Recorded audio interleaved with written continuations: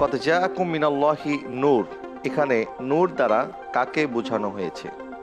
Option 1 কোরআনকে, option 2 ইসলামকে, option 3 ঈমানকে, option 4 Muhammad সাল্লাল্লাহু আলাইহি ওয়াসাল্লামকে। জি আলহামদুলিল্লাহ, আমি উত্তর হিসেবে বেছে নিচ্ছি অপশন 4 রাসূল মুহাম্মদ মুস্তাফা সাল্লাল্লাহু আলাইহি ওয়াসাল্লাম। মুহাম্মদ সাল্লাল্লাহু আলাইহি ওয়াসাল্লামকে লক করে দেব। জি খুব দ্রুত উত্তর দিয়ে দিয়েছেন আপনি। কদ জাআকুম মিনাল্লাহি নূর দ্বারা মুহাম্মদ সাল্লাল্লাহু আলাইহি ওয়াসাল্লামকে বোঝানো হয়েছে। আপনার এই উত্তরটি সঠিক হয়েছে। আলহামদুলিল্লাহ।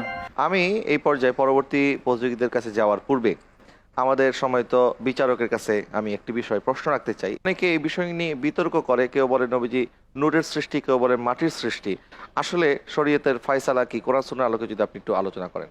সরাসরি আল্লাহর কোরআনে এবং নবী করিম সাল্লাল্লাহু তাআলা আলাইহি ওয়াসাল্লামার হাদিসে পাকে কি ফয়সালা রয়েছে সেটা আমাদের দেখতে হবে। কদ জাআকুম মিনাল্লাহি নূর ওয়া কিতাবুম মুবিন, এই যে কোরআন কারীমের এই আয়াতে নূর দ্বারা কি বোঝানো হয়েছে বলে আপনি প্রতিযোগীকে জিজ্ঞেস করছিলেন, তিনি চমৎকার জবাব দিয়েছেন যে এখানে নূর দ্বারা নবী করিম সাল্লাল্লাহু তাআলা আলাইহি ওয়াসাল্লামকে বুঝিয়েছেন।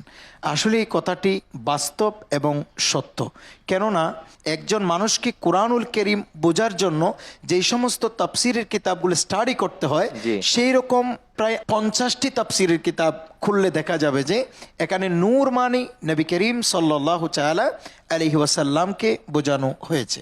আল্লাহ পাক সুবহানাহু ওয়া তাআলা ইরশাদ করছেন, ইউরিদুনা লিউতফিউ নূরাল্লাহি বিআফওয়াহিহিম ওয়াল্লাহু মুতিম্মু নূরিহি ওয়ালাউ কারিহাল কাফিরুন।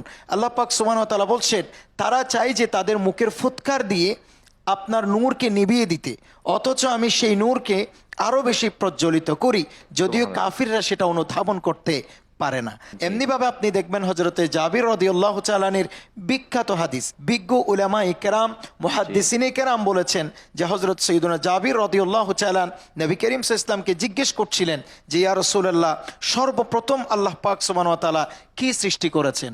সেদিনও নবী করিম সাল্লাল্লাহু আলাইহি ওয়াসাল্লাম একই জবাব দিয়েছিলেন যে আউয়ালু খালাকাল্লাহু নূরি, সর্বপ্রথম আল্লাহ পাক সুবহানাহু ওয়া তাআলা আমি রাসূলের নূরকে সৃষ্টি করা হয়েছে, আর নূর থেকেই সব কিছুকে ক্রমান্বয়ে সৃষ্টি করা কোরআন এবং সুন্নাহর আলোকে আমরা যে দলিল আদিল্লাহগুলি পাই, সেখান থেকে এটা স্পষ্ট নবী সাল্লাল্লাহু আলাইহি ওয়াসাল্লাম নূর, যে নূরের আলোতে গোটা জগৎ আলোকিত হয়েছে। যেহেতু আমরা সবাই আদম সন্তান, আদম আলাইহিস সালাম মাটির তৈরি, সেই জন্য আমাদেরকে মাটির মানুষ বলা হয় আদম আলাইহিস সালামের নিসবতের কারণে। দর্শক, আপনারা দেখছেন